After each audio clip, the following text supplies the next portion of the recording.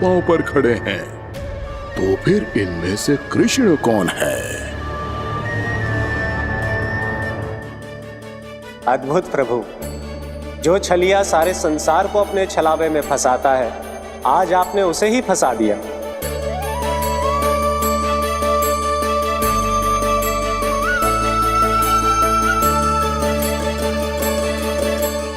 इन सब में से कौन है महाराज कंस का शत्रु, विष्णु का अवतार? कैसे पहचानूं मैं उस कृष्ण को?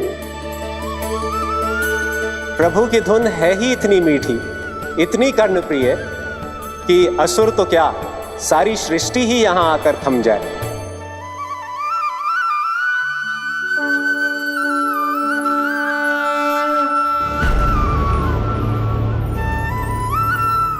कहीं ये तो नहीं है वो मेरा शिकार, विष्णु अवतार?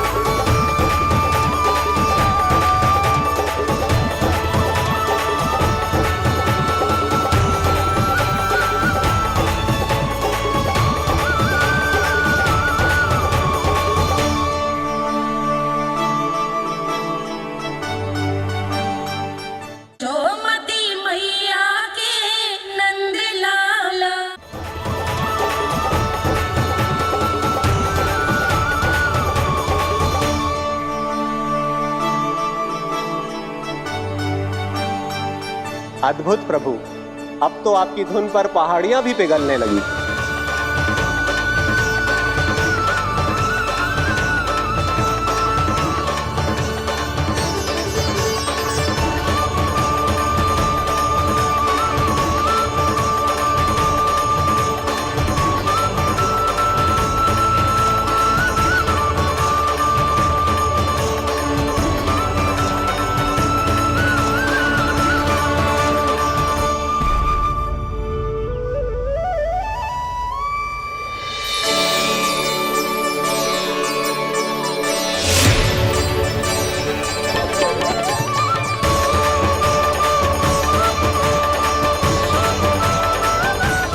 देखते ही देखते पूरी पहाड़ी बाहुविहल होकर पिघलने लगी है।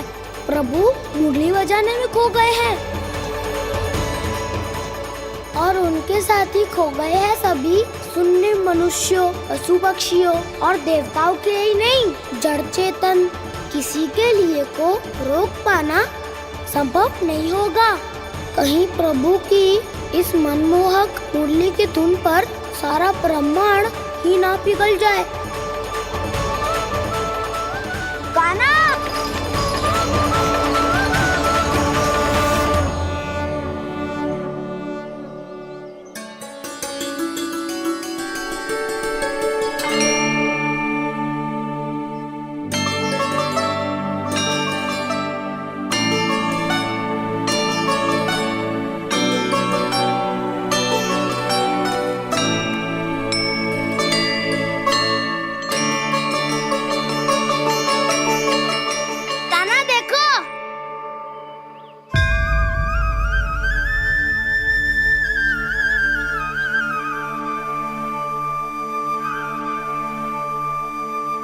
या तो आपके चरण का चिन्ह बन गया है प्रभु। अपने भक्तों के हित के लिए मेरी बस एक ही इच्छा है, ऐसी चिन्ह मेरे हर भक्त के हृदय पर हो। आपके पद चिन्ह तो सदैव से ही आपके भक्तों के हृदय पर छपे हुए हैं प्रभु, पर इस पहाड़ी ने भी अब इसे अपने मन में बसा लिया है। तो युगों युगों तक इस पहाड़ी को चरण पहाड़ी के नाम से जाना जाए। तो युगों युगों तक इस पहाड़ी को चरण पहाड़ी के नाम से जाना जाए, तो युगों युगों तक इस पहाड़ी को चरण पहाड़ी के नाम से जाना जाएगा।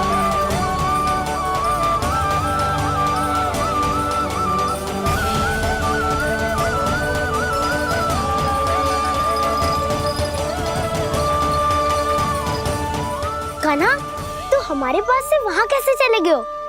हमें तो पता भी ना चलो। मैं कहीं ना गया था उज्जवल, और ना ही कहीं जाऊंगा। सदैव यही रहूंगा मैं, तुम सबके पास, तुम सबके मन में। भले ही कोई असुर मुझे तुम सबसे दूर ले जाने का कितना भी प्रयास क्यों ना कर ले।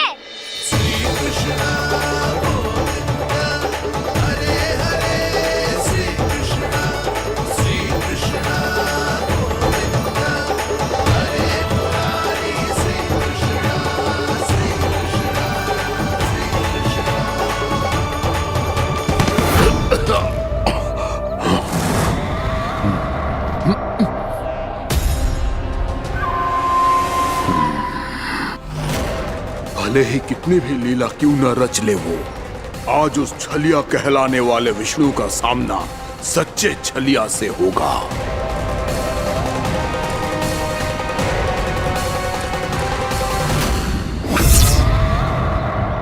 कान्हा, तू कहाँ भटक गए हो तो? नहीं सखा, मैं तो भटके हुए को मार्ग दिखा रहा था।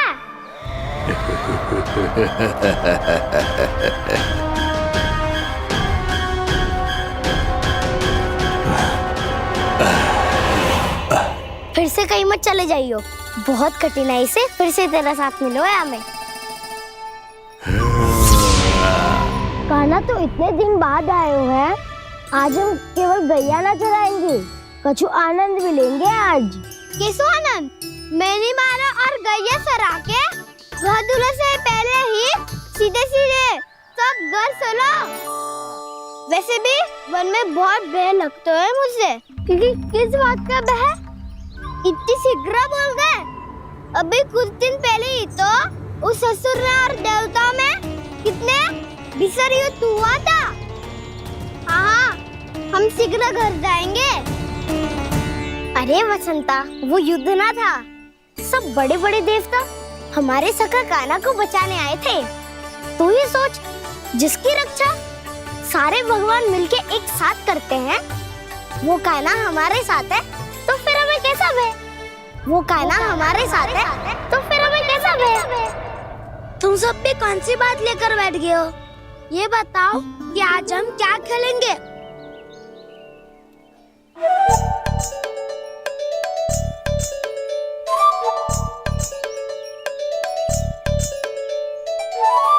चोर प्रहरी खेले। चोर प्रहरी? हाँ, इस पे एक जन प्रहरी बनते हैं और शेष बनते हैं सब चोर।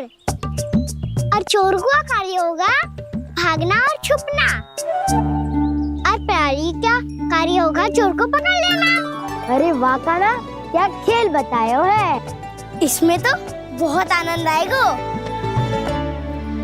ये खेल भले ही तुम सब खेलोगे बालकों, पर आनंद तो मैं ही लूंगा।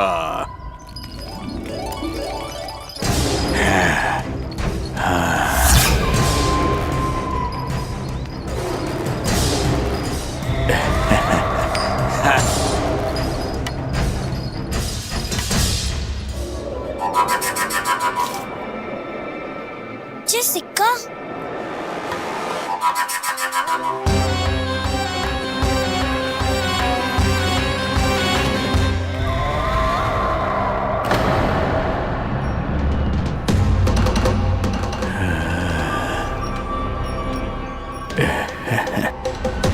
कौन है तुम? छलिया, मायावी छलिया।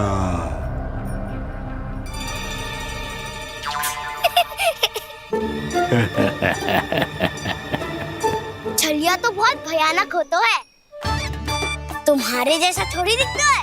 हाँ। मुझे मूर्ख समझते हो तुम? 100 छलियाएं देखे हैं मैंने। हाँ। पर मैं उनसे ना घबराता हूँ, उनको मुझसे भय लगता है। हाँ? सच? और नहीं तो क्या, मैं हुई इतना अनोखा इतना वीर। तुम्हें विश्वास ना हो रहा है तो चलो मेरे सखाओं से पूछ लो।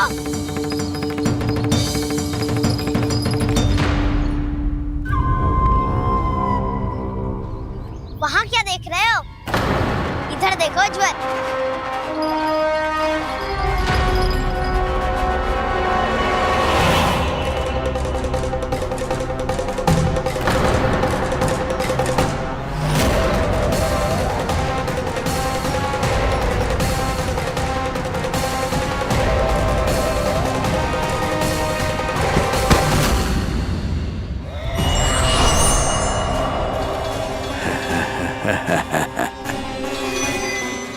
सौ छलिए देखे हैं इसने।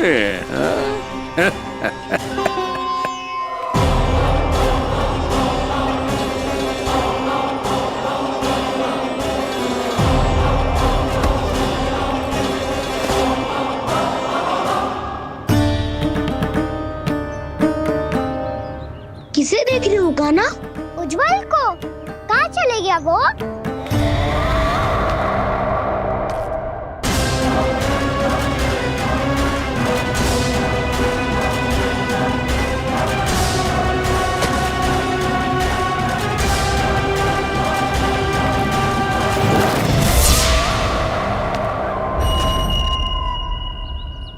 चिंता मत करो कान्हा, उज्जवल यही का ही होगा, आ जाएगा। क्या हो गया कान्हा? तूने कही थी ना कि हम चोर प्रहरी खेलेंगे, तो खेल क्यों ना रहो? तुम्हारी प्रतीक्षा कर रहे थे। वैसे तुम कहाँ रह गए थे?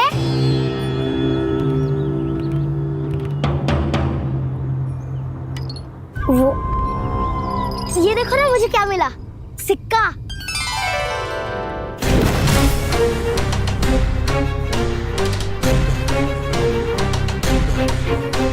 दीदी दिखा दिखा। ना ना, ऐसे ना। जे सिक्का मैं उछालूंगा और जिसके हाथ में आया वो बनेगा प्रहरी और अन्य सब चोर। शिकार है। यदि मैं प्रहरी बन गया तो बहुत सरलता से इस कृष्ण को पकड़कर गुफा में ले जाऊंगा और वहीं इसकी हत्या कर दूंगा।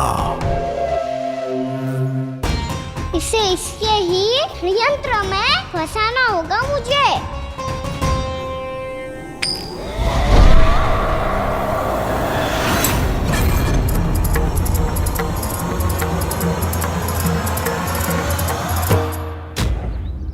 मैं प्रहरी, तुम सब चोर। कोई बात नहीं कृष्ण, अब इस उज्जवल की तरह पहले तुम्हारे सारे सखाओं को फंसाऊंगा मैं और फिर ले जाऊंगा तुम्हें।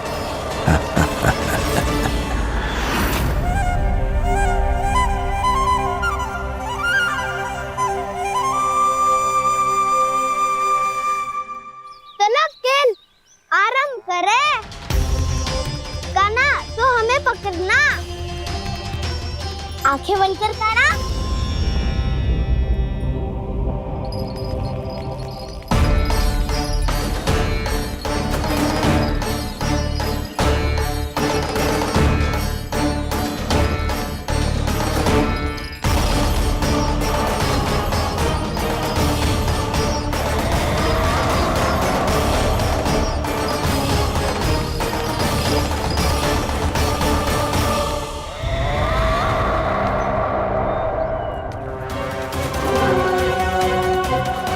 अकेला रह गया ये, अब फंस गया ये।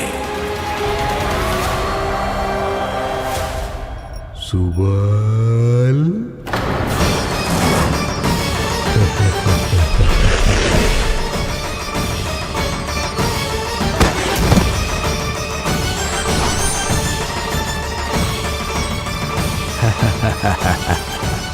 इन सब का तो मुझे पता नहीं, परंतु मुझे बड़ा आनंद आ रहा है इस खेल में।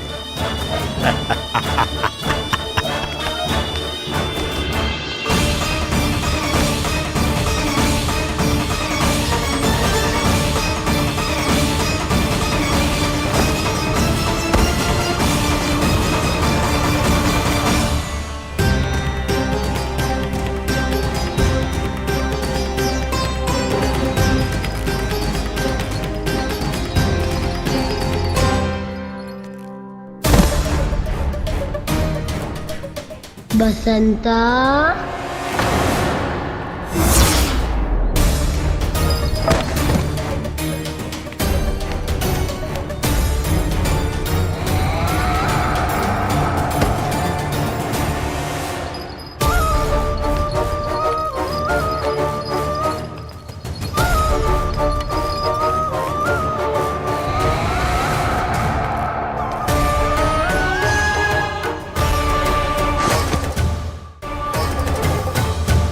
ये तो एक एक करके सभी बालकों को अपना शिकार बनाता जा रहा है। प्रभु ऐसा क्यों करने दे रहे हैं? प्रभु की हर लीला का कोई ना कोई उद्देश्य होता है। यदि वो इस असुर को इन निर्दोष बालकों पर अत्याचार करने से नहीं रोक रहे हैं तो इसका भी कोई ना कोई कारण अवश्य होगा।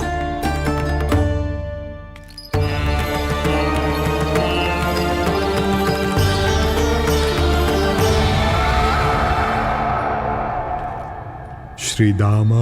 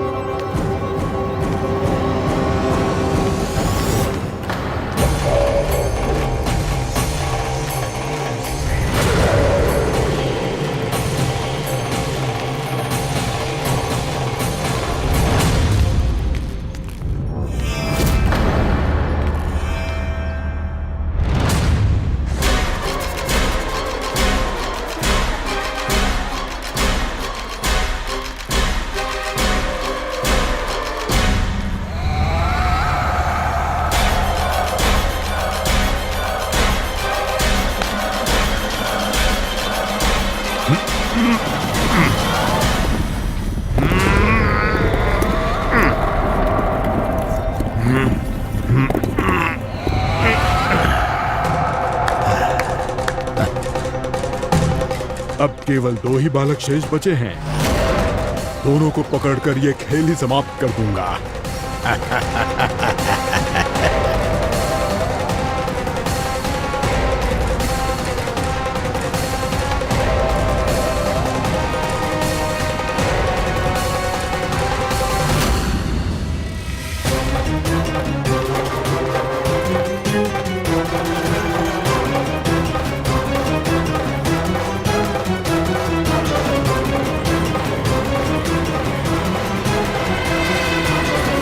ये तो छलिया है, मायावी छलिया। मेरे सभी सखाओं को शिकार बना लिया इसने। मैं इसे नहीं छोड़ूंगा। कान्हा, कान्हा,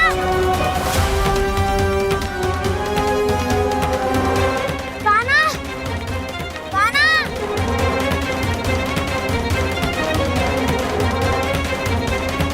कान्हा, ताऊ,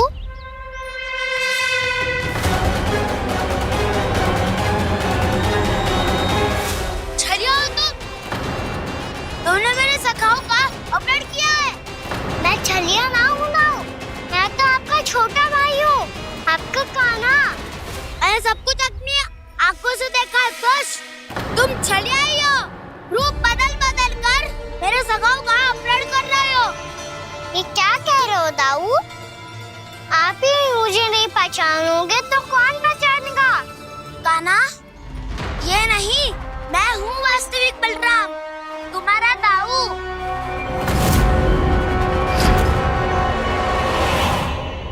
इसके भौकाल में मत आना कान्हा, ये चलिए।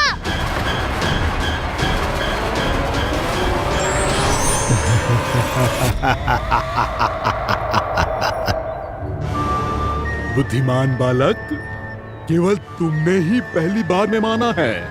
कि मैं ही वास्तविक छलिया हूँ। पर हम तुमसे भयभीत नहीं है दस। इसी क्षण हमारे सखाओं को मुक्त कर दो। अच्छा, यदि इतना ही क्रोध आ रहा है तो जाओ, छुड़ा लो अपने सखाओं को।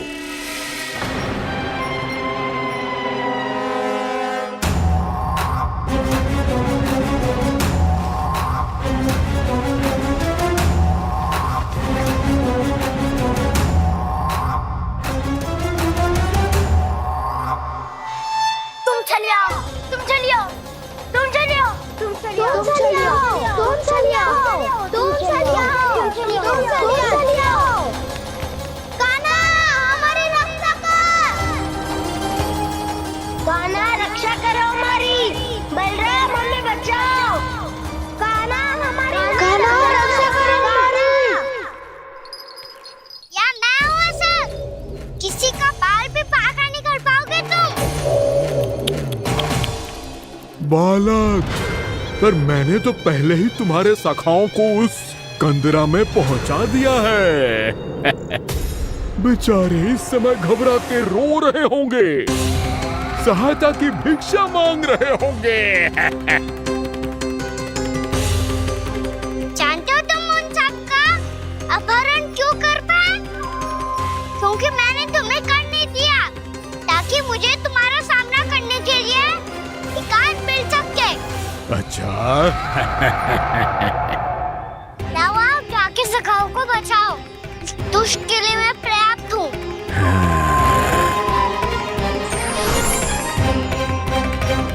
कान्हा, पीछे मुड़ के मत देखना कान्हा।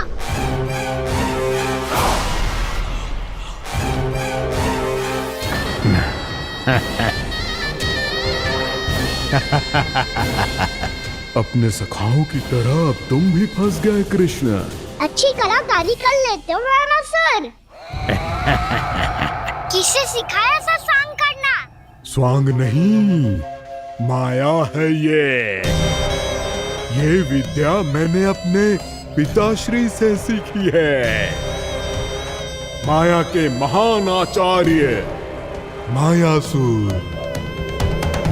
तो तुम मायासुर के पुत्र हो, पर जिसके सामने ना माया जाल बुनने का प्रयास कर रहे हो, ये माया के स्वामी है। ये मायाधर विष्णु है। ये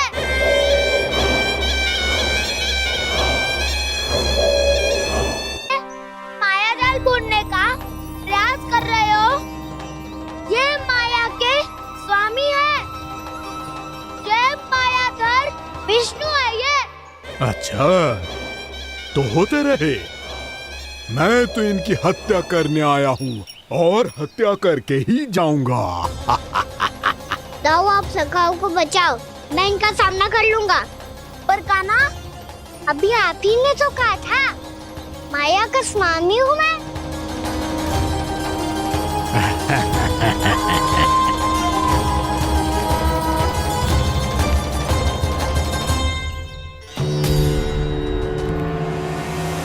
ये तो मथुरा का व्यापारी है। इसको अर्थ वो जो था वो सच में छलिया हो तो कहीं वो नंदमोहन तो ना पहुंच गो। हमें शीघ्र ही गांव जाना पड़ेगा और सबको सावधान करना पड़ेगा। चल।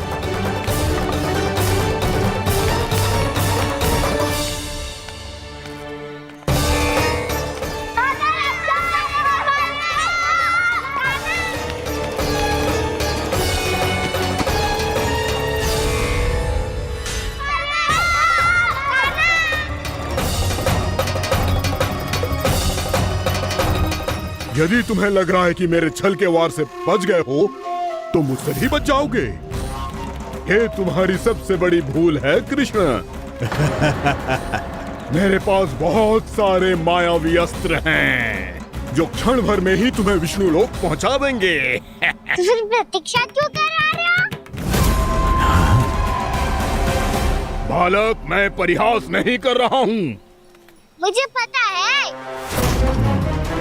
तभी तो कह रहा हूँ शीघ्र दिखाओ ना। मुझे तुम्हारे सारे मायावी अस्त्र देखने हैं। कैसे बालक हो तुम? मैं यहाँ खेल दिखाने नहीं आया हूँ। तो सवेर रात क्यों कर रहे हो ब्रह्मासुर? जो करने आए हो वही करो ना। अब देखो कैसे तुम्हारे प्राण एक ही वार में इस देह का साथ छोड़कर उड़ जाएंगे। मेरी मायावी अग्नि तुम्हारे भोले भाले से इस मुख को जलाकर भस्म कर देगी।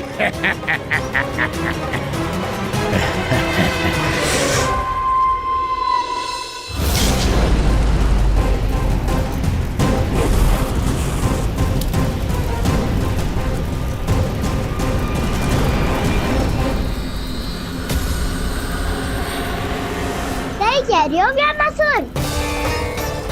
भोला भाला तो दिखता हूँ मैं। मैया भी यही कहती है।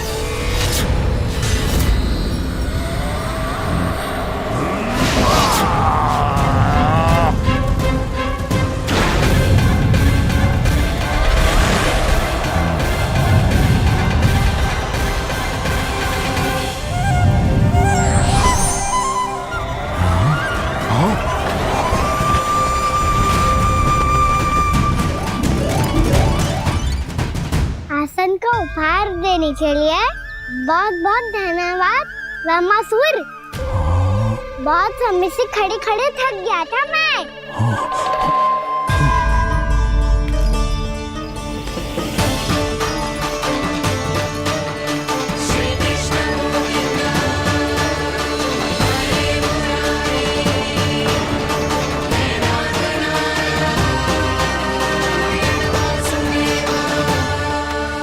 अगला अस्त्र दिखाओ ना।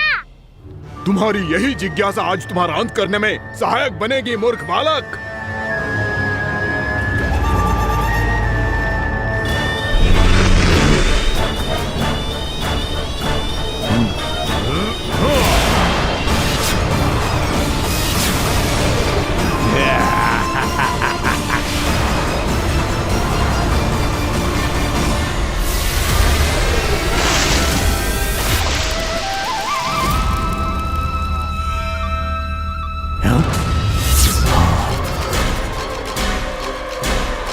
अच्छा, पर प्रक्षालन करना चाहती थे तो पहले क्यों नहीं बताया?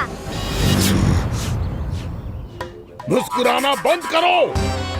तुम्हारी ये हंसी मुझे कांटों की तरह चुभ रही है। पर मैया तो कहती है कि मेरी मुस्कुराहट फूलों की तरह है।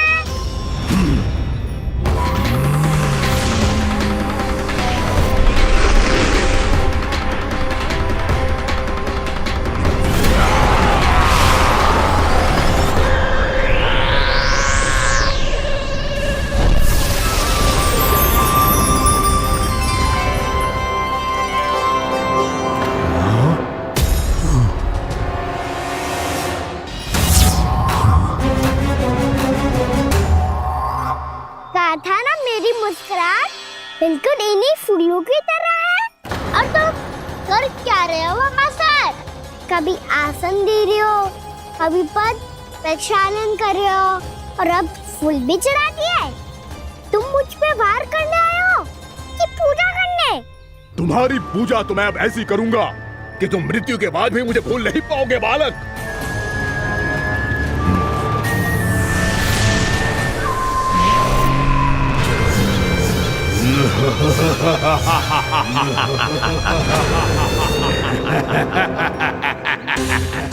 कान्हा, ये चट्टान तो मुझसे हिल ही ना रही।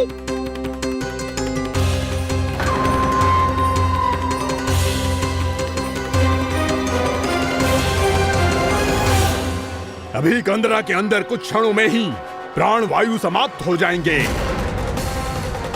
तुम्हारे सारे सखा एक एक कर अपने प्राण त्याग देंगे और तुम्हारा वध करूंगा मैं।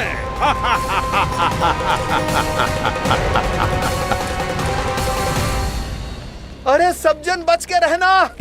छलिया आया हुआ है वृंदावन में। अरे छलिया आ गया है। वृंदावन में मायावी छलिया। अरे क्या हुआ? कौन छलिया? मायावी छलिया, सबको छलता है वो। हाँ, कुछ भी कर सके है वो। बहुत भयानक। अरे भानु, ठहर जरा, क्या हुआ? बहुत भयानक है वो, बच के रहना सब लोग। अरे भेष बदल ले तो है वो। हाँ। छलिया है वो। अरे पूरी बात तो बताओ। रानी भाभी, रानी भाभी, कान्हा घर पर ही है ना? ऐसे भड़बड़ा क्यों रहे हो? कोई भूत देख लियो है क्या? भूत ना भाभी, छलिया से भेंट हो गई। सच्ची का मायावी छलिया है भाभी।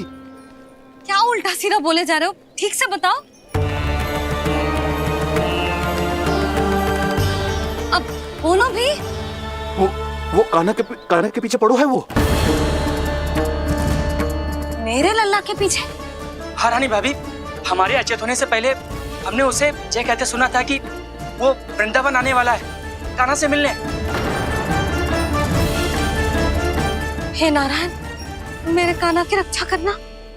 जसोदा जी, मायावी छलिए से बचना बालकों के बस की बात ना है। जीजी, बालक वन में अकेले हैं।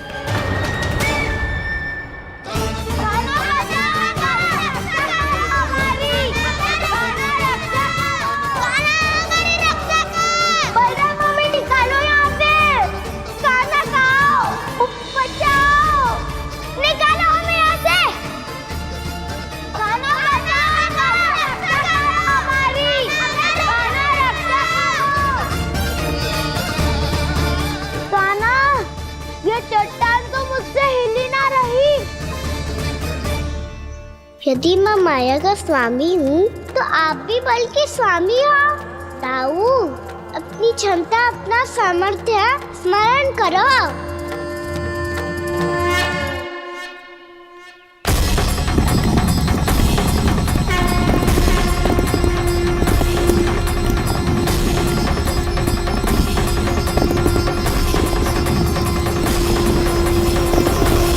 इससे पहले कि वो कंदरा का द्वार खोल के तुम्हारे सखाओं को बाहर निकाले, मैं तुम्हारे प्राण ले लूंगा कृष्ण।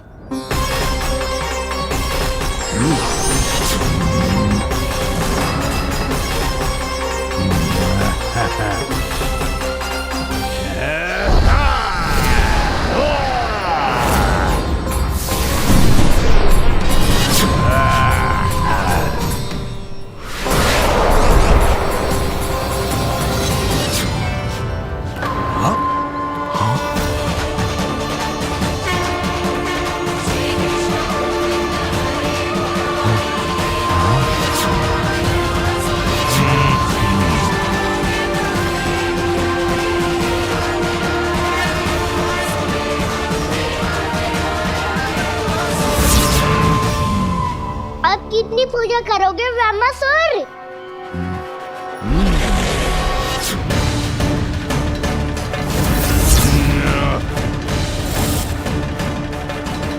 प्रभु तो खेल खिला रहे हैं इससे, और ये खेले जा रहा है विवश होकर, उनकी माया से बाध्य होकर।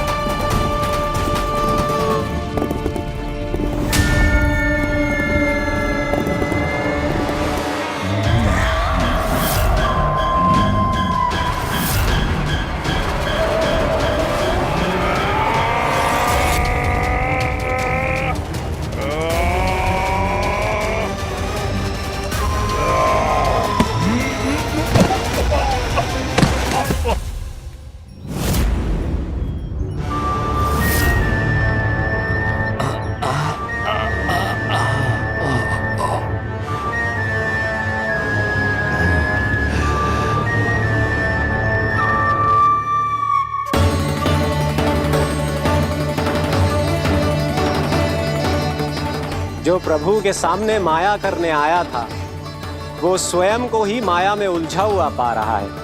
नारायण नारायण। लो, अब तो तुमने दंडवत प्रणाम भी कर लिया, माया भी कथा भी उपहार में दे दी। तुम चाहते क्या हो ब्रह्मासुर? मेरी शरण में आना है क्या?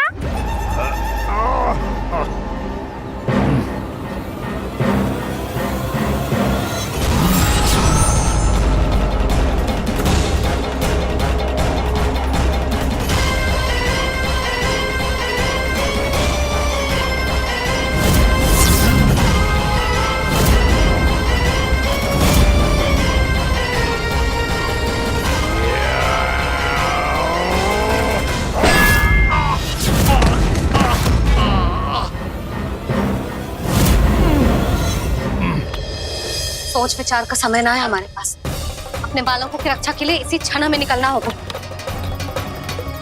और वो छलिया किसी का भी रूप धारण कर सकते है। सुलक्षणा तेरा, शांति तेरा या मेरा, किसी का भी रूप धारण करके हमें भ्रमित कर सकते हो। इसीलिए हमें सतर्क रहना होगा।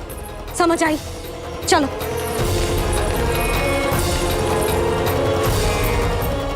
अभी भी समय है रामासुर, समझ जाओ। यदि मैया आ गई तो बात गड़बड़ हो जाएगी।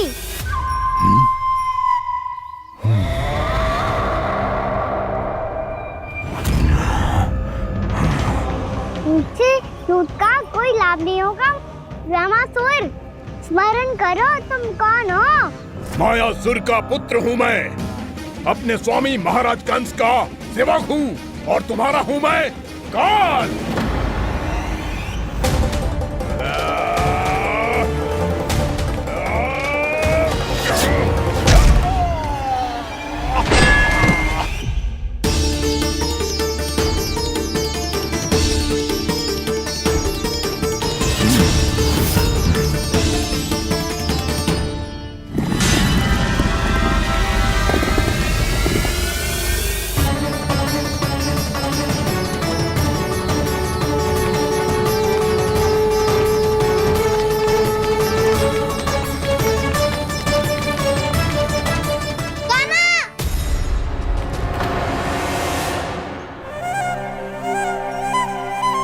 बाबा कहते हैं दुष्टों को पहले बातों से समझाना चाहिए, फिर भी ना माने तो अस्त्र ना उठाना दृढ़ता होती है।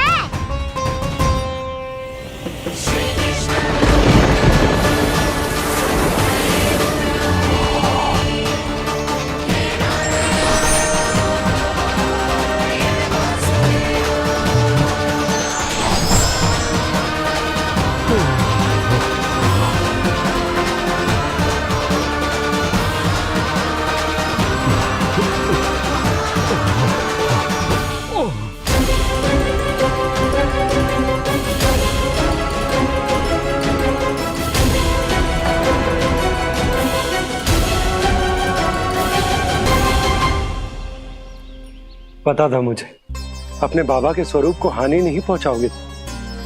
सही कही तुमने। पिता की छवि ही पिता के समान भी आनंदीय होती है। रामासुर, रामासुर। ये मैं अपने वास्तविक रूप में कैसे आ गया?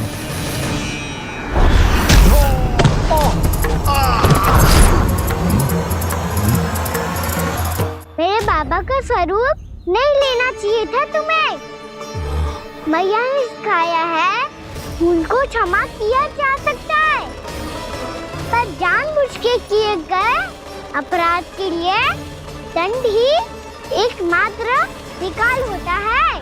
ये बार बार अपनी मैया का नाम ले रहा है। यदि मैं वो स्वरूप लूं तो अपनी मैया पर वार नहीं कर पाएगा ये।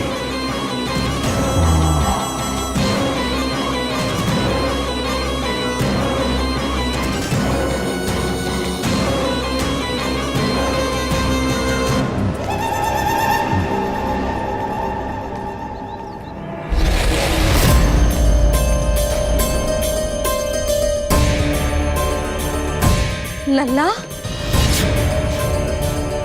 मैं तेरी मैया हूँ, अपनी मैया को मारेगा? बच गया। समझाया था, पर तुमने एक बार फिर से मूर्खता कर ही दी। इस पर तुमने पहले से भी बड़ी और पहले से भी भयंकर भूल किया रामासुर।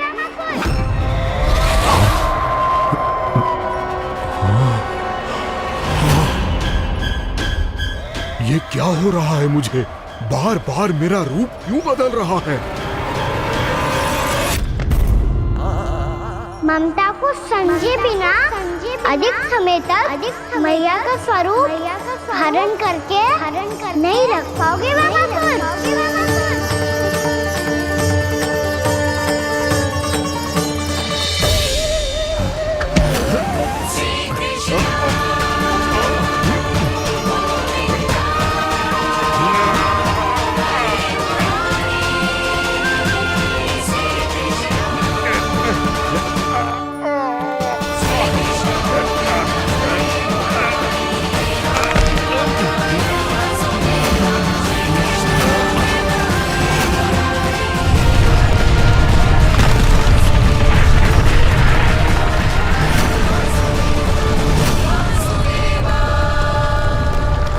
प्रभु के क्रोध से धरती भी कांपने लगी है।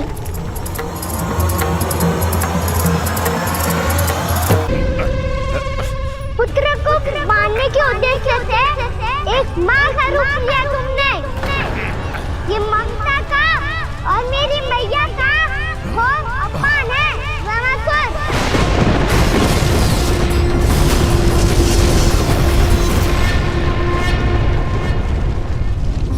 इससे पहले इस असुर के कारण निर्दोष प्राणियों का कोई अहित हो, मुझे कुछ करना होगा।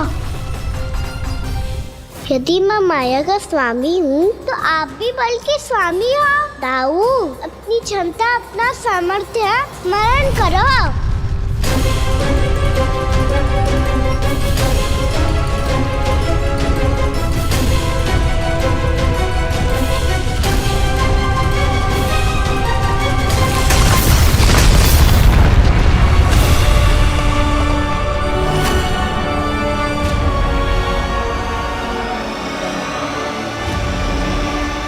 अद्भुत बल दाऊ, अद्भुत। अपने बल का उचित प्रयोग करके आपने प्राणियों को हानि होने से बचा लिया और ये भी सिद्ध कर दिया कि इस युग में आपसे अधिक बलवान और कोई नहीं होगा। आज से आप बलदेव के नाम से भी जाने जाएंगे। आज से आप बलदेव के नाम से भी जाने जाएंगे। आपके चरणों का ये चिन्ह युगों युगों तक आपके बल की कथा कहता रहेगा। बलराम का चरण चिन्ह।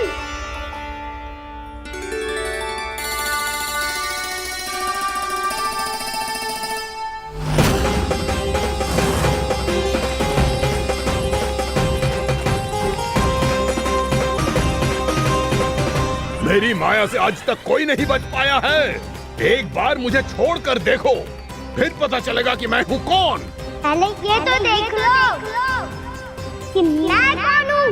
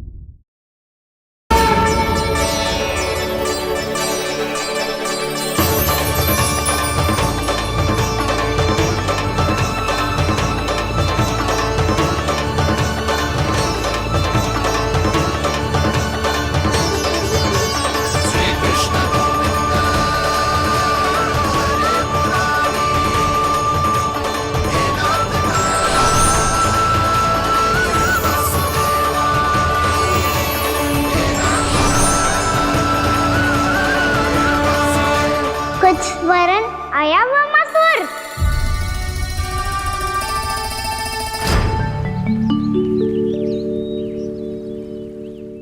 बहुत समय पहले की बात है। बहुत बड़े भूमाकर राज करते थे तुम्हें मान राजा भीमम के नाम से जाना जाता था। सब कुछ था तुम्हारे पास, पर शांति नहीं थी। इसीलिए शांति की खोज में अपना संपूर्ण राज अपने पुत्रों को सौंप कर मलय पर्वत की ओर चल दिए। अनेक वर्षों की तपस्या के बाद तुम्हारे तप की कीर्ति चारों ओर फैलने लगी और फिर सच्चे तपस्वी की धूप में तुम्हारी ख्याति से प्रभावित होकर महर्षि उलट तुमसे भेंट करने आए। राजा भीमरथ, आपने ईश्वर की प्राप्ति के लिए सब कुछ छोड़ दिया, पर अपना अभिमान नहीं छोड़ पाए। इसीलिए मेरे आगमन पर सम्मान के साथ खड़ा होना तो दूर, मेरा अभिवादन भी नहीं किया। अभिमान तपस्वी का गुण नहीं होता है राजन, अभिमान राक्षसी गुण है। इसलिए मैं आपको श्राप देता हूँ कि आप अगले जन्म में एक राक्षस के रूप में जन्म लेंगे, एक राक्षस के रूप में जन्म लेंगे। मुझे क्षमा कर दीजिए महर्षि। मैंने जानबूझकर आपका अपमान नहीं किया है। मैं तो यहाँ पर शांति की खोज में आया था। अपने भीतर के संसार में गहरे सोच विचार में डूबा हुआ था मैं। मुझे क्षमा कर दीजिए महर्षि, मुझे क्षमा कर दीजिए। अपनी भूल का आभास प्रायश्चित की ओर पहला पग होता है। मैं अपना श्राप तो वापस नहीं ले सकता, परंतु आपको एक वचन अवश्य दे सकता हूं। जब भी प्रभु नारायण का अवतार होगा, आपको उचित समय पे वो वरदान देंगे जिसकी आप लंबे समय से प्रतीक्षा कर रहे हैं।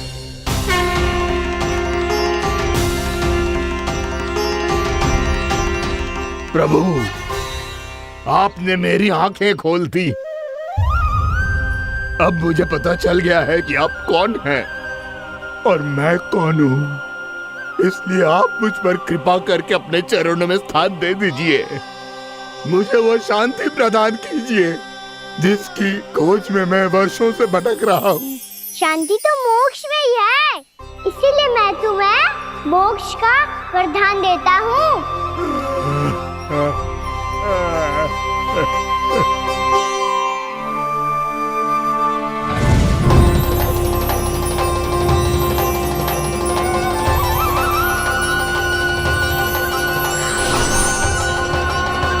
प्रभु की ये लीला सदैव स्मरण रखी जाएगी।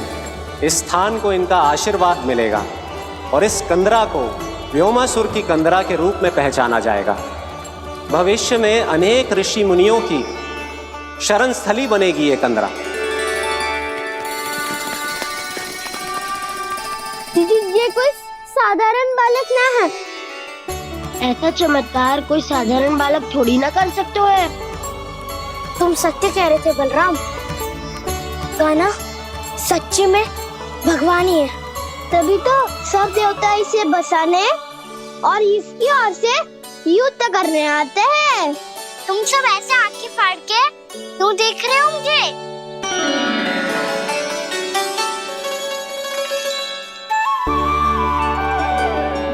बलराम, तुम बलवान हो और कान्हा भगवान है। दूर दूर तक कोई दिखाई न दे रहा है। ना जाने किस हाल में होंगे बालक। कहीं हम ही तो मार्ग ना भटक गए शीघ्रता के चक्कर में। अब तो एक पग भी ना चलो जा रहे हो। जल, किसी के पास जल है क्या? कंठ तो मेरा भी सूख रहा है मौसी। भाभी, निकट ही जमुना जी है, कहूँ तो वहाँ से जल ले आओ। मैं भी जा रही हूँ भाभी, एक से भले दो। हाँ चल, शीघ्रता से आओ। हाँ।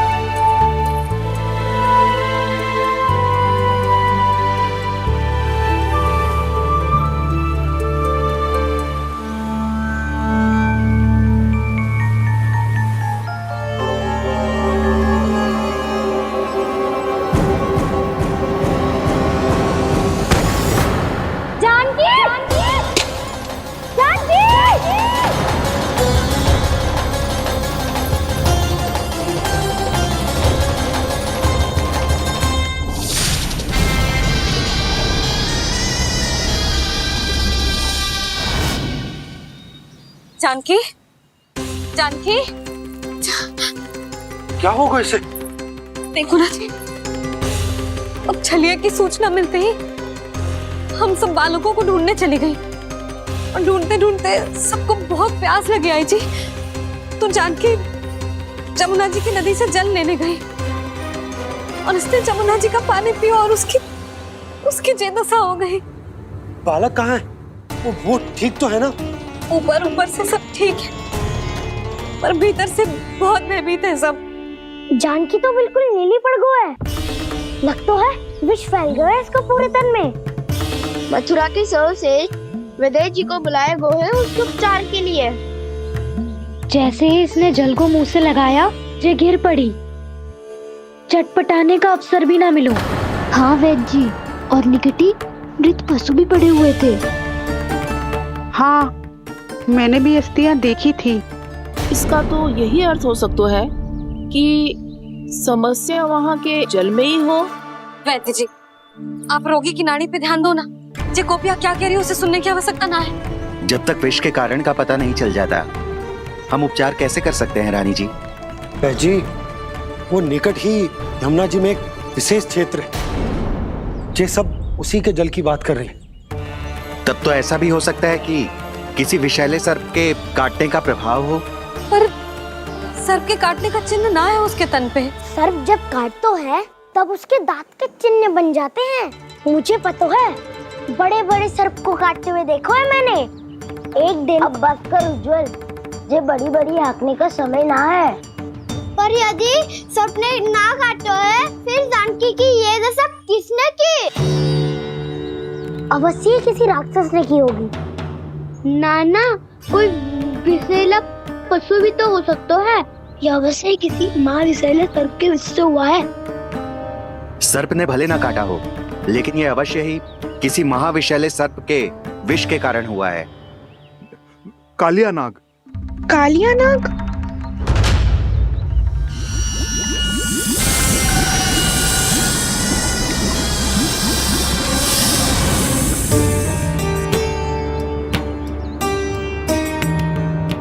संकेतों से तो ऐसा लगता है कि जानकी ने कालिया नाग के क्षेत्र के विशाल जल पी लियो है।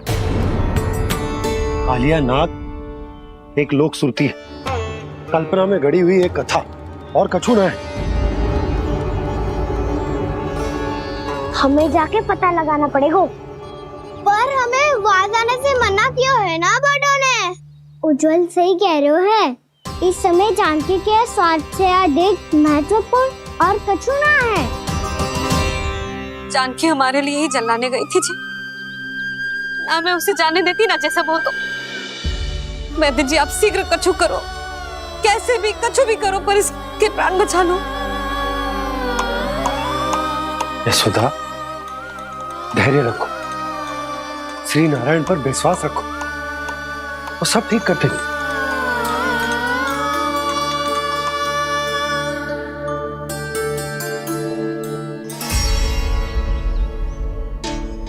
विष की काट की मेरे पास जितनी जड़ी बूटी थी, मैंने सब अर्क बना के पिला दी, पर इसकी दशा में अभी तक कोई सुधार नहीं दिख रहा है।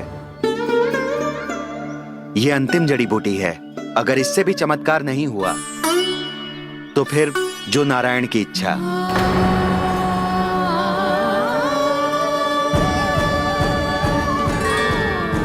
पर कोई तो उपाय होगा जानकी को बचाने का।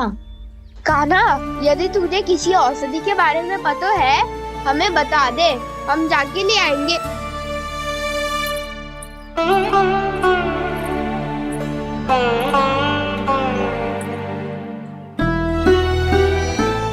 हे नारायण, हे प्रभु, मेरी जानकी के प्राण बचा ले प्रभु।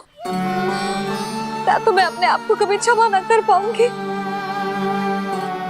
ये सारी मेरे ही कारण बनाई थी। उसकी रक्षा करो प्रभु, मेरी पुकार सुनो। कान्हा, तूने हमें बकासुर से बचाया था ना? और बकासुर से भी तो, और छन्या से भी तो तूने ही बचाया था ना हमें। क्या ऐसा कोई उपाय ना है जानकी को बचाने का? धन्वंतरी,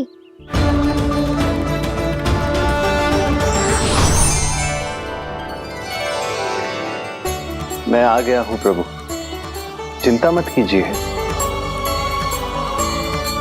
आपके आदेश का पालन अवश्य होगा। यशोदा मैया,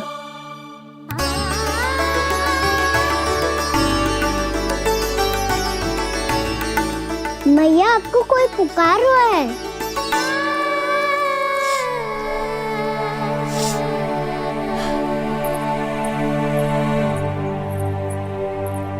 चिंता मत करो मैया, अब धन्वंतरी जी आ गए हैं, वो सब संभाल लेंगे। धन्वंतरी जी कौन है?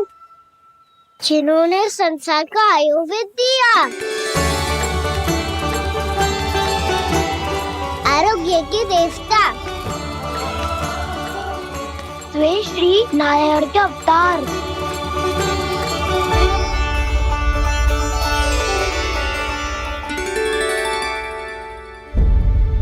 मुझे पता चला है कि आपको वेद की आवश्यकता है। हाँ हाँ, भीतर आइए। आइए आइए बैठे जी। जी रहे। मथुरा का सर्वश्रेष्ठ वैद्य अर्थात मैं यहाँ आ चुका हूँ और रोगी को जितनी औषधि की आवश्यकता थी सब दे चुका हूँ। निश्चित रूप से आपने विष की काट के लिए बहुत ही उत्तम अर्क तैयार किया है। इसीलिए किसी और वैद्य की आवश्यकता नहीं है। किंतु आप अकेले कितना कुछ करेंगे वैद्यराज? मुझे अपना सहायक ही बना लीजिए। पर जो करना था मैं पहले ही कर चुका हूँ। हाँ, वो तो आप कर चुके हैं। बस रोगी के तन से विष निकालना शेष है ना वैद्यराज? हाँ हाँ, बस वही शेष है। इनके रक्त को विष रहित करने में मैं आपकी सहायता करूंगा। पहले ये संजीवनी मानी जाने वाली इन लाल फूलों की बूटी को भी घिसना है ना?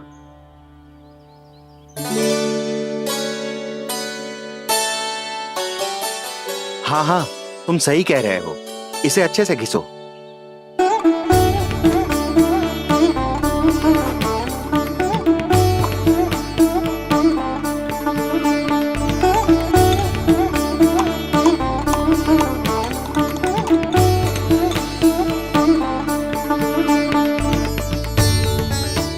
और ये नीले फूलों को भी तो मिलाना है ना?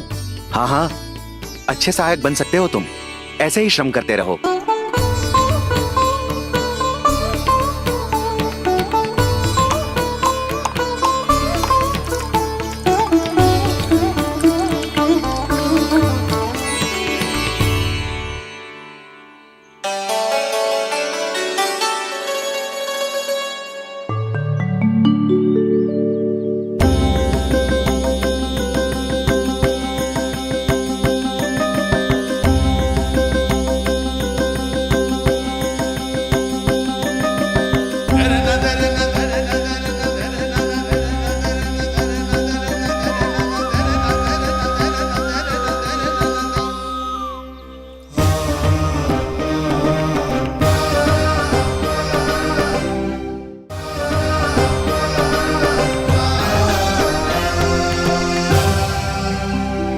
जानकी स्वस्थ हो जाएगी ना धन्वंतरी जी?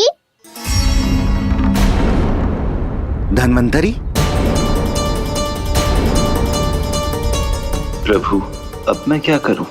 आपने तो स्वयं ही मेरी पहचान उजागर कर दी। जी क्या करो कान्हा? आप सब ऐसे क्यों देख रहे हो?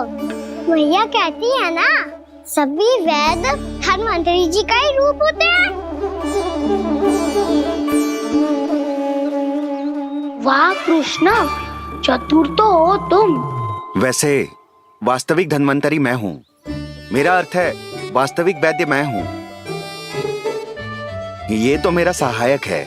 मुझे पूरा विश्वास है बिल्कुल ठीक हो जाएगी। वैसे ही थोड़े ना मुझे मथुरा का सर्वश्रेष्ठ वैद्य कहते हैं लोग।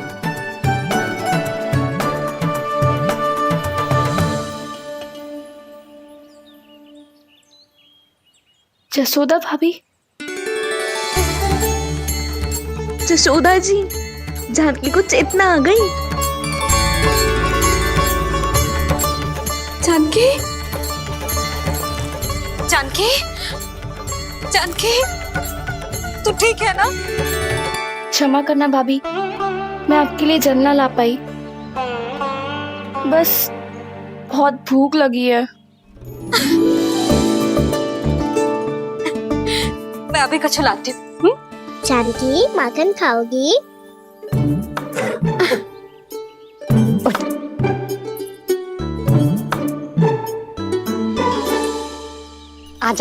तू ही खिला दे लल्ला।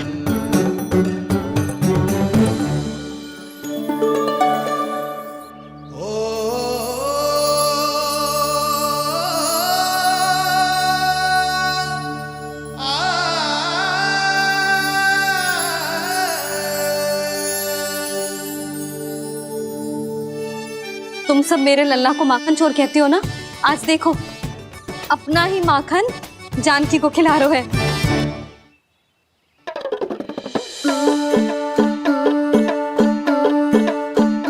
थोड़ा और विश्राम कर लो। सदैव तुम हम सबकी सेवा करती हो, आज मैं तुम्हारी सेवा करूंगा। जानकी की जिद तब हुई जब जय यशोदा काकी की सेवा कर रही थी, और अब देखो स्वयं भगवान ही इसकी सेवा कर रहे हैं। जानते हो इससे क्या सिद्ध होता है? जो भी यशोदा मैया की पूजा करेगा, अर्थात अपने माता पिता की सेवा करेगा, उनके साथ सम्मान से व्यवहार करेगा, ईश्वर स्वयं उसका ध्यान रखेंगे। कभी धन्वंतरी के रूप में तो कभी स्वयं कान्हा के रूप में। भक्त और भगवान का देखो कैसा ये अनुराग, स्वयं करे सेवा प्रभु, अद्भुत गोपी का भाग्य। प्रभु इन सब पृथ्वीवासियों से कितना घुल मिल गए हैं।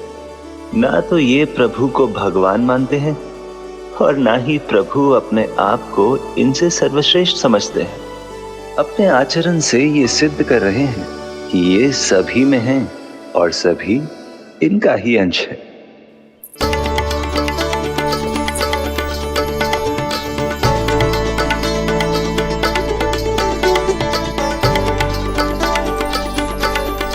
प्रभु, अब मुझे जाने की आज्ञा दीजिए।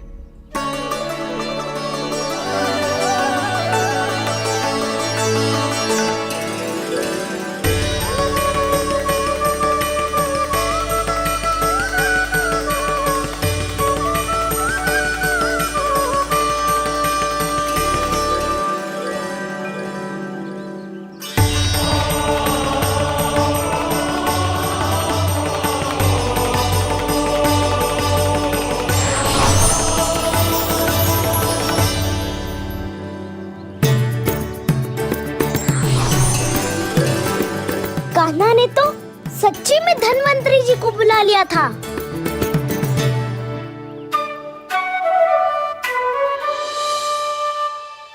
जब से कान्हा का जन्म हुआ है ना, मैं तब से देख रही हूँ, तब से हम पे कोई भी संकट आती है ना, तो अचानक से कोई अपरिचित हमारी सहायता करने आ जाता है, और जाते समय कान्हा की आज्ञा लेके जाते है, और कभी कभी तो इसे प्रभु बोल के जाते है। बाबा संभालो।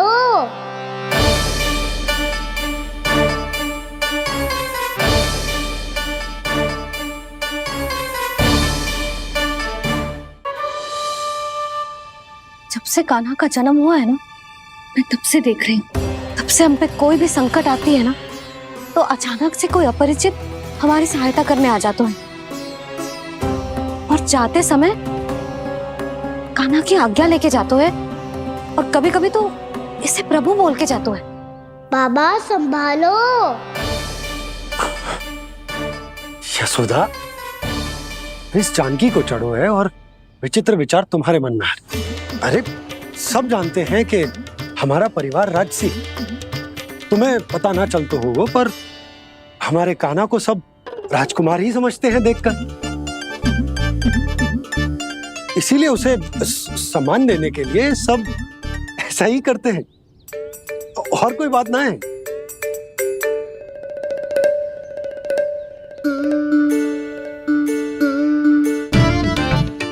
अब जे मेरे लल्ला को ऐसे क्यों घूर रहे हैं? बुरी दृष्टि लगाएंगे क्या? वैद्यराज जी, आपके सहायक तो गए, अब आप यहाँ क्यों? वो क्या है ना, मैं अपने रोगी का निरीक्षण करके पूरी तरह से संतुष्ट होकर ही जाता हूँ।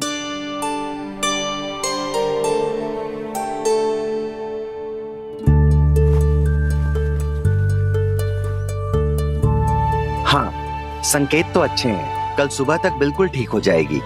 धन्यवाद वैद्य जी।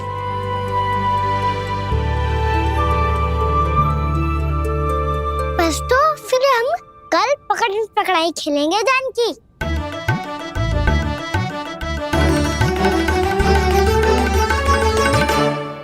भानु, बंसी, जाकर उस क्षेत्र के चारों ओर बाड़ बनवा दो और वहां सूचना पट्ट भी लगा देना, ताकि जानकी के साथ जो हुआ है वो किसी और के साथ ना हो। शीघ्र जाओ। जी ठीक है।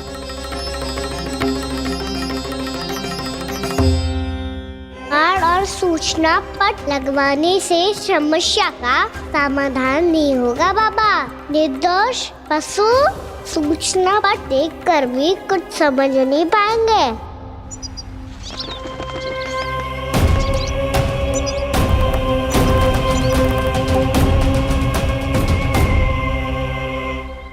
तो तुम्हारे कहने का अर्थ यह है कि व्योमासुर मारा जा चुका है और वो बालक अब भी जीवित है। हाँ महाराज, मैंने गोप बालकों को कहते सुना था कि कृष्ण ने छलिया को मोक्ष दे दिया है, पर वृंदावन सुरक्षित नहीं है महाराज। वो एक बहुत बड़ी समस्या से जूझ रहे हैं। कैसी समस्या? गांव के निकट क्षेत्र में किसी विषैले सर्प का निवास है। उसके विष का प्रभाव इतना भयानक है महाराज, जैसे विष ना हो, स्वयं हलाहल हो। मेरी कोई भी औषधि रोगी का उपचार नहीं कर पा रही थी। निकट के क्षेत्र में कहां है वो सर्प? गोप मानते हैं कि वो सर्प गांव के निकट यमुना नदी के जल में रहता है। मुझे तो लगता है महाराज, ये कालिया नाग की कथा कोई किंवदंती या लोक श्रुति नहीं, एक सच्चाई है, एक विशैली सच्चाई।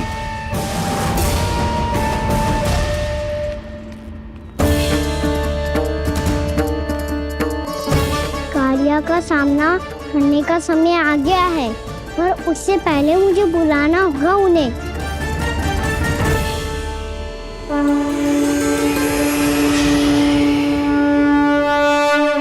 संसार के दारुण भय का नाश करने वाले, सभी कष्टों का हरण करने वाले, विश्व का समस्त ऐश्वर्य प्रदान करने वाले, कमल जैसे लोचन, मुख और चरणों वाले आजानुभुज श्री राम को मैं बार बार नमस्कार करता हूँ। आपदामपहर्तारं दातारं सर्व संपदाम लोकाभिरामं श्री रामम भूयो भूयो नमाम्यहम्। कागभूषोंडी कागभूषोंडी कागभूषोंडी। प्रभु क्षमा करें, मुझे जाना होगा।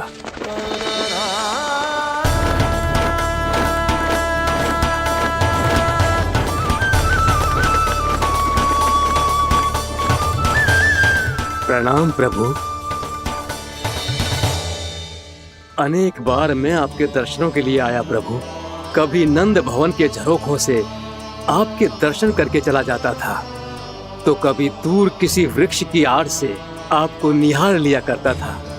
आज आपने स्वयं मुझे बुलाकर धन्य कर दिया प्रभु।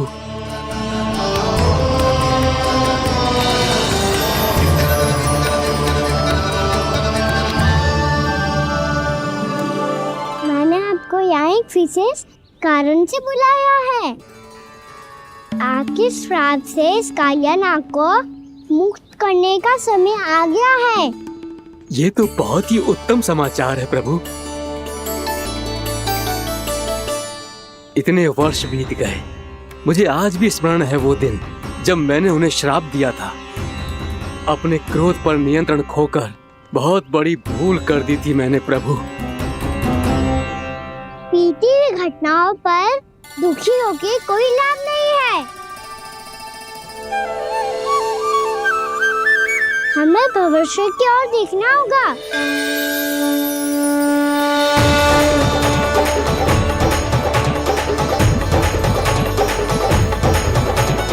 आदेश कीजिए प्रभु, क्या आज्ञा है आपकी? जब मैं कालिया नाग का सामना करने जाऊं, तो आप यही रहेगा। आपको अपने आप पता चल जाएगा कि कब क्या करना है। और हाँ, लौटते जाते समय नारद मुनि से कहिएगा वो आकर मुझसे भेंट करे। अवश्य प्रभु, प्रणाम। क्या इसने सच्ची में देवर्षि नारद को बुलाया है? नारायण नारायण, आपको संदेश भेजने की आवश्यकता नहीं थी। आप स्मरण करते और मैं चला आता। तुम्हारा कल्याण हो नारद।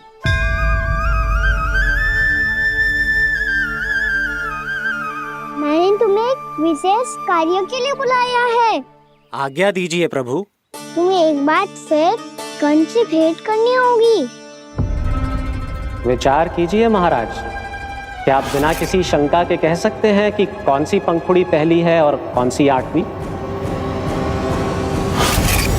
उस दुष्ट से भेंट करना स्वयं कीचड़ में उतरने के समान है प्रभु।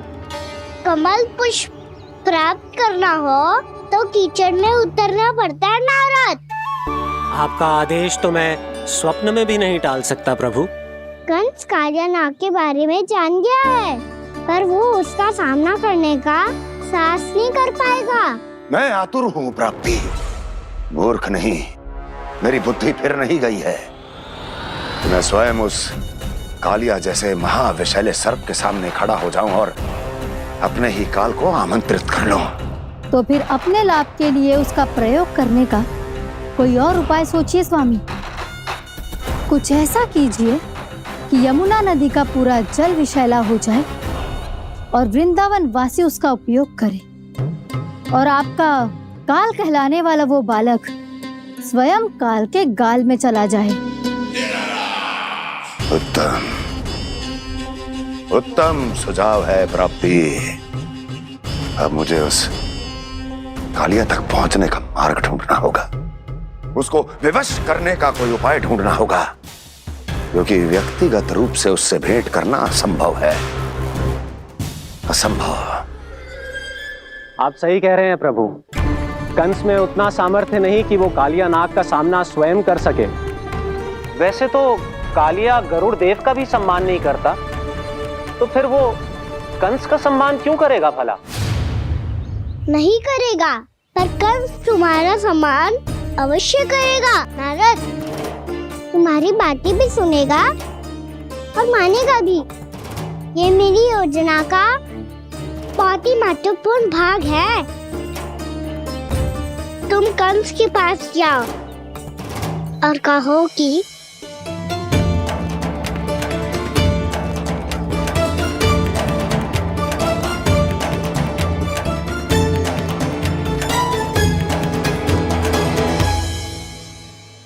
संतान अपने माता पिता को तीर्थ का सौभाग्य दिलाती, और मेरा लल्ला कितना महान कि उसने हमारे घर को ही तीर्थ बना दिया। ऐसा तीर्थ जहां मेरी आंखों के सामने भक्त और भगवान का मिलन हो रहा है। जो आज्ञा प्रभु।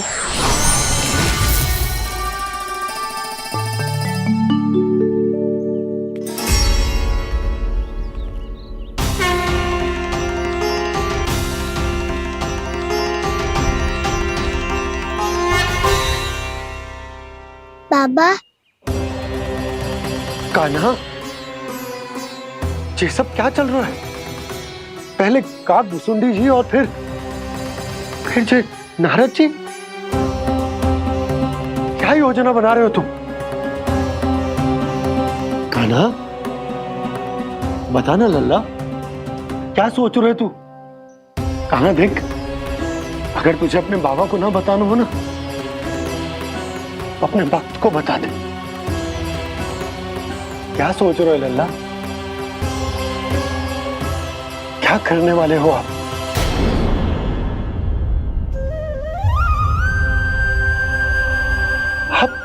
आप इतने दुखी क्यों हो? कान्हा, कान्हा, क्या होगा? क्योंकि मुझे आभास हो गया है बाबा, समय आने वाला है। कौन सा समय आने वाला है लल्ला? शीघ्र सब कुछ बदलने वाला है। भैया को मेरा सत्य पता चल जाएगा बाबा।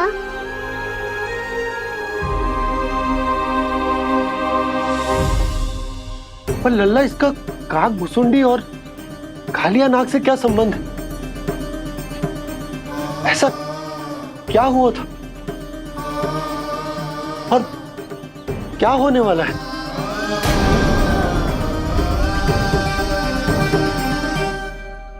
जो होने वाला है बाबा, उसका संबंध उससे है जो सैकड़ों वर्ष पहले हुआ था।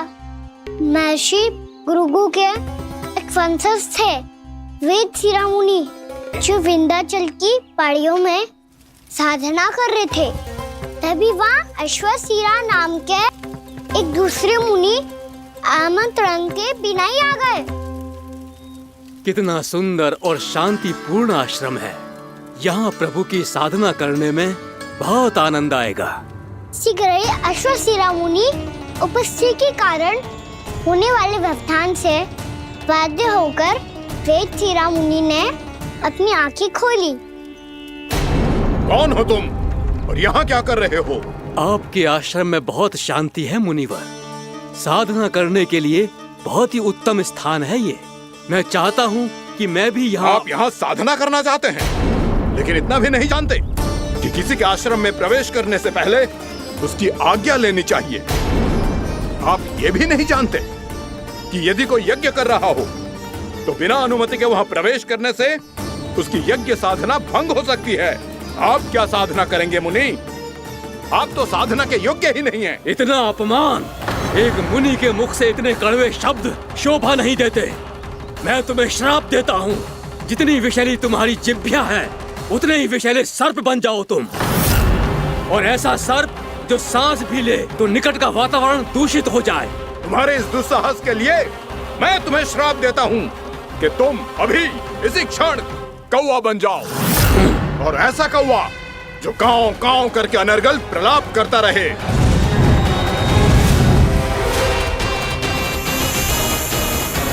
ये मैंने क्या किया? ये मैंने क्या किया? क्रोध के कारण दोनों ने एक दूसरे को श्राप दे दिया। पर दोनों ही मेरे भक्त थे, और भगवान होकर मैं अपने भक्तों को इतनी कठिनाई में कैसे देख सकता था। इसीलिए जिस संकट में उन दोनों ने अपने आप को फंसा लिया था, उसका समाधान करने में मैं उनके पास गया।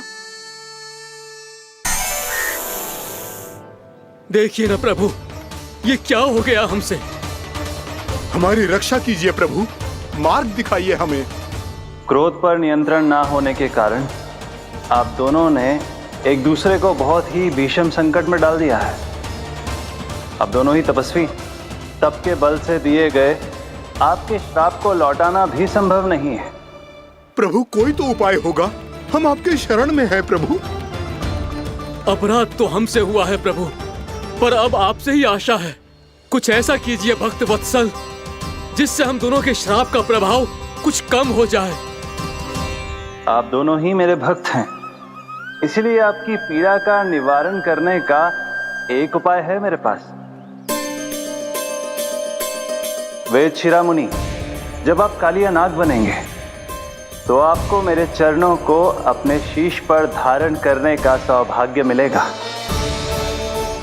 और अश्वशिरा मुनि, आप काग योनि होने के बाद भी आप श्रेष्ठतम ज्ञान और सर्वाधिक यौगिक सिद्धियों के स्वामी होंगे और प्रवचन दिया करेंगे। इसके बाद अश्वशिरा मुनि काक भुसुंडी बन गए, जिन्होंने आगे चलकर स्वयं गरुड़ देव को रामायण सुनाई। और मुनि वेदशिरा महर्षि कश्यप और देवी कैत्रियों के पुत्र कालिया नाग बनकर जल में। और अब वही कालिया नाग जमुना जी में, जिनके कारण जानकी के प्राण लगभग चले ही गए थे। अब कालिया नाग को उचित स्थान पर भेजने का समय आ गया है बाबा। पर ये तो अच्छी बात है कान्हा, वेदशिरा मुनि को दिया हुआ तुम्हारा वचन भी पूरा हो जाएगा, जमुना जी की शुद्धि भी हो जाएगी। इस सब के बाद भी तुम दुखी क्यों हो? क्योंकि इसके बाद मैया के सामने मेरा रहस्य खुल जाएगा बाबा। उन्हें पता चल जाएगा कि उनका बालक कोई साधारण बालक ना है।